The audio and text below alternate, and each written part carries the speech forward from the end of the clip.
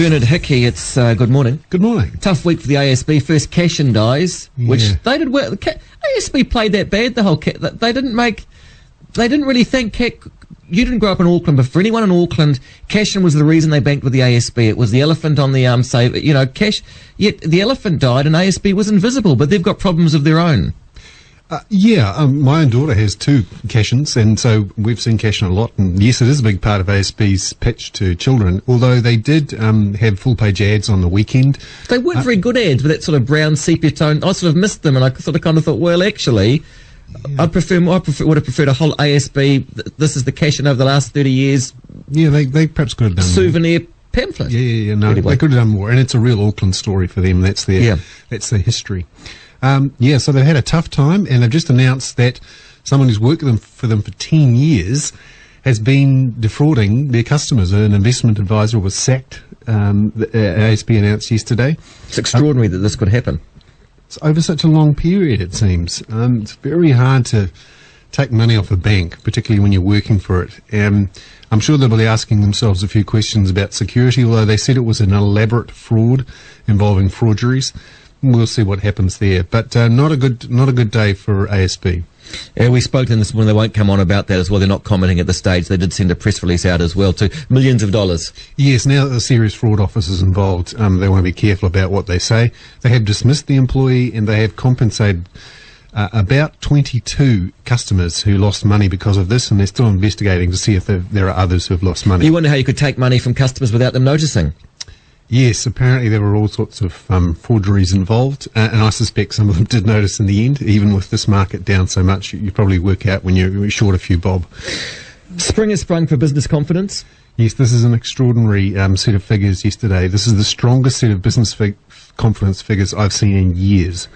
And the numbers we saw yesterday, particularly for confidence about your own firm, which is the key one for economic watchers, this one was the strongest in 5 years. This can't be right.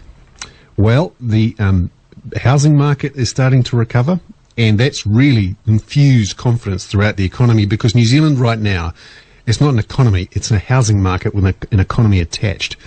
And this, and this is true. If you look at how New Zealanders view their own wealth, how the construction sector, particularly the housing construction sector, drives this economy now that we're so dependent on housing, all it took was 3 or 4 months of very low interest rates, and for the housing market to appear to recover, for housing consents to improve a little, and boy, everyone thought, wow, we're back on stream again. And the construction confidence is the highest since the early 1990s. But Fletcher's buildings in the doldrums. Yes, but there's lots of these little building firms that are starting to advertise again. When interest rates are down at 6%, people think they can afford everything forever.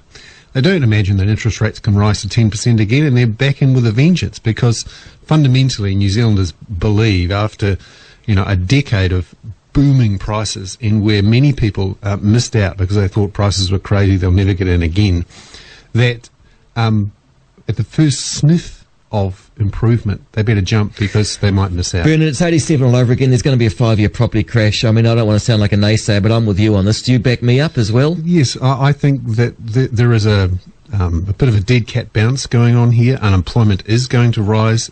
Well, we don't make anything. That's a problem. Yes. We don't make anything. Once the cows stop eating the grass and making milk, or we get foot and mouth, we're over. She's over. Yeah. She's over. My view is we're making the same mistakes again. We're diving back into the property market. We're sucking in more debt from the foreign investors, and it will take a credit rating downgrade and for us to accelerate this economy into a brick wall before we realise we've done the wrong thing. Half a minute on the ANZ. Yes, this is the biggest bank in the country. ANZ National. Yeah, ANZ National will come out with a 14% fall in profit. And they've pointed out that their margins have fallen, and that they've had to triple their bad debt losses. This is because the economy is in recession for quite some time, and more recessed than the Australian economy. Key thing here is they're actually losing money on their interest rates, or at least their profits falling, despite what their politicians say.